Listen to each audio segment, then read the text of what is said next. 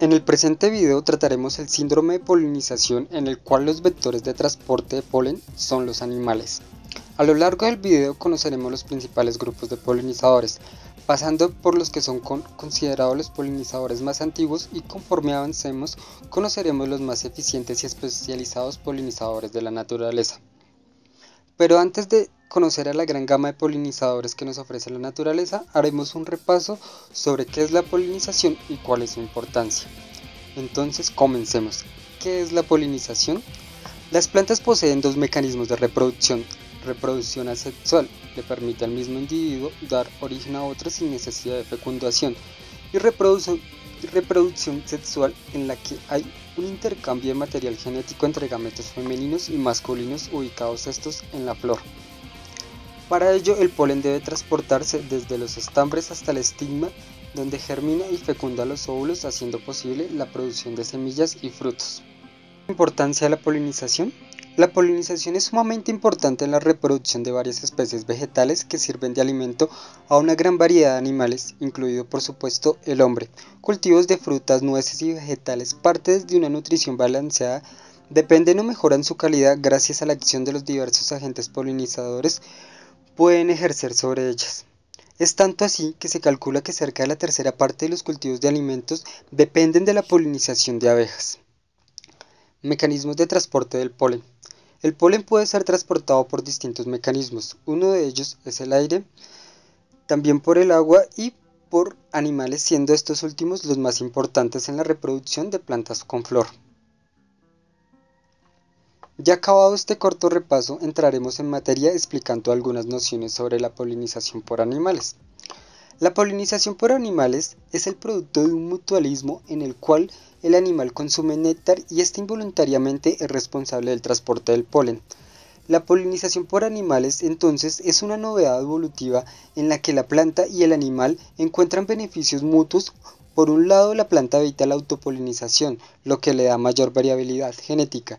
También evita el excesivo gasto energético en la producción de miles de esporas y se especializa en la producción de pocas esporas que luego el animal transporta en su cuerpo. Por otro lado, el animal se beneficia al obtener alimento por parte de la planta, ya sea este néctar o polen. Dentro de los animales polinizadores encontramos una gran diversidad de planes corporales, géneros y familias. En el presente video trataremos los siguientes: coleópteros, dípteros, lepidópteros, himenópteros, aves y por último, murciélagos. El primero de ellos, los coleópteros o escarabajos, son considerados los más antiguos polinizadores. Según Grimaldi, su registro fósil se remonta a unos 100 millones de años antes de la aparición de las primeras plantas con flores, y desde entonces los coleópteros se convirtieron en los primeros en tener una función como polinizadores. Sus visitas a las flores son por múltiples razones, ya sea para alimentarse de néctar, polen, tejidos florales, para resguardarse e incluso para temas reproductivos como encontrar pareja o depositar sus huevos. A pesar de esto, los coleópteros no juegan un papel importante como polinizadores, ya que suelen ser destructivos en el interior de las flores. No obstante, en algunas zonas áridas y en zonas húmedas de los trópicos juegan un papel importante en la polinización de gran variedad de especies vegetales. Ejemplo de esto es el servicio que presta la familia Scarabaeidae a la polinización de la flora anual de Namaqualand. Namaqualand es una región árida al sur de África que permanece desértica la mayor parte del año, y cuando llegan las lluvias de primavera florecen gran cantidad de plantas. Los siguientes animales que veremos son los dípteros o moscas de dos alas. Las moscas son los segundos visitantes más frecuentes de flores y en lugares con baja temperatura frecuentemente superan a las abejas en número. Los dípteros poseen dos tipos principales de probóscides. El primer tipo está adaptado a penetrar los tejidos de animales con el fin de beber sus fluidos internos, mientras el otro carece de órganos de penetración y está adaptado para absorber líquidos expuestos, como lo es el néctar, siendo este último el más común dentro de los dípteros. La mayoría de los dípteros visitan las flores por su néctar y en algunas ocasiones para consumir polen disuelto en saliva. En el video podemos apreciar un díptero del género Bombylius que se caracteriza por poseer una gran probóscide rígida y delgada, normalmente apuntando hacia adelante. Se caracteriza por su parecido corporal con los abejorros del orden Hymenoptera. Ahora apreciamos algunos miembros del suborden Brachycera, especialmente a miembros de la familia Syrphida, siendo estos últimos los más importantes visitantes florales entre los dípteros. Estos se caracterizan por poseer tonalidades que incluyen patrones de amarillo y negro, dándoles un parecido con algunas abejas o avispas. Ahora veremos a los lepidópteros.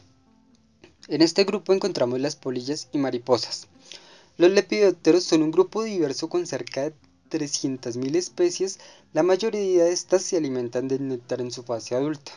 Sus orugas se alimentan de plantas, la mayoría se alimentan de las hojas, algunos otros se alimentan del tronco o de inflorescencias. Por lo tanto, suelen ser consideradas plagas de cultivos, por lo que al año se destinan millones de dólares en prevención, control y erradicación de las mismas. Se cree que las mariposas visitan con menor frecuencia las flores y transportan una cantidad menor de polen de lo que hacen las abejas. Sin embargo, algunos estudios sugieren que las mariposas y polillas logran transportar el polen mucho más lejos de lo que logran otros insectos, y este transporte de polen a grandes distancias podría tener importantes consecuencias para la planta en cuanto a diversificación genética. La probóscide, claramente adaptada para alcanzar néctar de la base estrecha de flores tubulares, también puede ser usada para chupar líquidos expuestos. El largo de su probóscide se puede enroscar cuando ésta descansa, y cuando está en uso tiene un sistema de rodilla doble que facilita la entrada hacia flores con tubos delgados. El polen es transportado involuntariamente por el insecto en la probóscide o en su cabeza. Un especial método de alimentación es el que vemos en las imágenes. Ha sido adoptado por una mariposa del género Heliconius. El insecto reúne una bola de polen seco bajo su cabeza y luego le deja caer una gota de líquido transparente que le permite amasar el polen con movimientos de su probóscide. Luego de unas horas, el líquido enriquecido con aminoácidos será nuevamente ingerido. Observaciones llevadas por Müller en los Alpes registran casos de mariposas que preferían flores con un color similar al propio. Él intuyó que la preferencia en elegir pareja debió haber sido influida por esta conducta. En esta parte del video trataremos los himenópteros. Los himenóptera, en los cuales se incluye las abejas, abejorros, hormigas y avispas, son un orden muy diverso de casi 200.000 especies descritas. Estos insectos se encuentran distribuidos por casi todo el planeta, exceptuando lugares muy fríos. Se considera a las abejas como los polinizadores más eficientes, dado su compleja estructura social y cantidad de visitas florales que miembros de una sola colmena pueden hacer al día. Las abejas son los principales polinizadores de muchas plantas silvestres y cultivadas. Esto se debe a que el polen y el néctar que producen las flores son sus principales fuentes de alimento, y cuando los recolectan prestan el servicio de la polinización.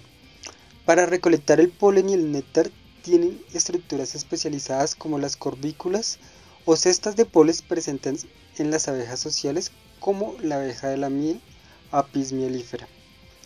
Los abejorros del género Bombus y las abejas sin aguijón tribu Meliponi también tienen un buche melario donde transportan el néctar hasta el nido.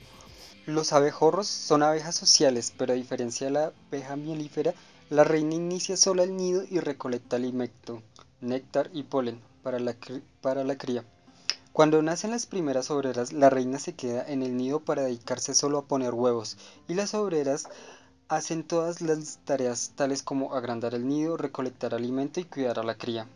Tiempo después la reina comienza a poner huevos de los que nacen nuevas reinas y machos que abandonan el nido para aparearse. Al poco tiempo el nido muere o es reactivado por nuevas reinas. Poderes de comunicación en las abejas.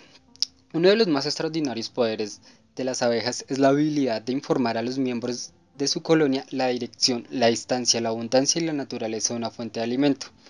La dirección es indicada solamente si la fuente de alimento está a más de 20 metros de la colmena. La información se transmite por un baile que ejecuta la abeja que ha encontrado el alimento. El baile de la abeja es realizado en la oscuridad de la colmena. Los movimientos de la danza son seguidos por otras abejas que la empujan. Se ha encontrado que el baile de las abejas también produce sonidos al vibrar sus alas. Algunas veces el sonido no es ejecutado y en este caso las trabajadoras que han seguido el baile no saldrán de la colmena, ya que dicho sonido está relacionado con la distancia de la fuente del alimento en relación con la ubicación de la colmena. Los animales tratados hasta el momento tienen una cualidad en común, todos son insectos, pero ahora conoceremos animales totalmente diferentes como lo son las aves y posteriormente los murciélagos. El hábito de consumir néctar en las aves ha surgido por convergencia en distintas áreas geográficas. En América surgieron los colibríes, en Australia los melifágidos y por último los pájaros sol o nectarinas se encuentran distribuidos en África. No existen flores que sean polinizadas por aves en Europa, ni tampoco al norte de los Himalayas, en Asia. Aunque las aves toman polen y néctar de las flores, su alimento preferido es el néctar. Las aves usan el néctar como su fuente de energía y obtienen las proteínas de la ingesta de insectos que generalmente se encuentran encima de las flores que ellos visitan por su néctar. Existen varias teorías acerca de cómo pudo haber evolucionado el hábito de beber néctar. La primera es que las aves visitaban el follaje para beber gotas de lluvia, un hábito común en las aves de bosque tropicales, y el segundo es que las aves buscaban pequeños insectos para alimentarse en las flores. En las imágenes apreciamos al zunzucito o colibrí cubano, que solo tiene una longitud de 5 centímetros y la mitad de su largo está representada por su pico y cola.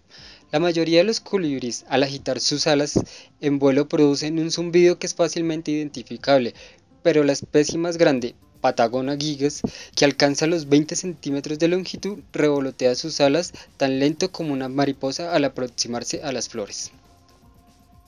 Hemos llegado casi al final de nuestro recorrido por los animales polinizadores.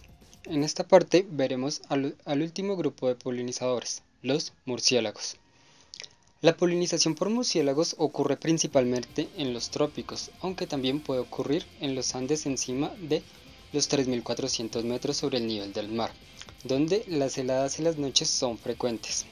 Los murciélagos polinizadores se dividen en dos diferentes familias, los filostómidos y los murciélagos de la fruta pertenecientes a Theropodidae. Los murciélagos siempre se alimentan en bandadas y se mueven de árbol a árbol. Suele suceder que un árbol es invadido varias veces en el transcurso de la noche. La visita a la flor dura tan solo una fracción de segundos, pero contado las marcas que dejan las garras en las flores de los árboles de sauce, se ha podido establecer que una flor es visitada más de 50 veces por noche. Las flores polinizadas por murciélagos deben abrirse justo antes del anochecer, pero si esta flor es polinizada por murciélagos que viven en cavernas o dormideros muy alejados, seguramente la flor se abrirá unas cuantas horas después de la puesta de sol, ya que esto le dará tiempo a los murciélagos para llegar hasta ellas. Los colores de dichas flores suelen ser opacos, quizás para desalentar otra clase de polinizadores. Los aromas emitidos por estas flores son por lo general al igual que los olores de los mismos murciélagos. Con esto damos finalizado nuestro video sobre animales polinizadores. Espero que les haya gustado y hasta la próxima.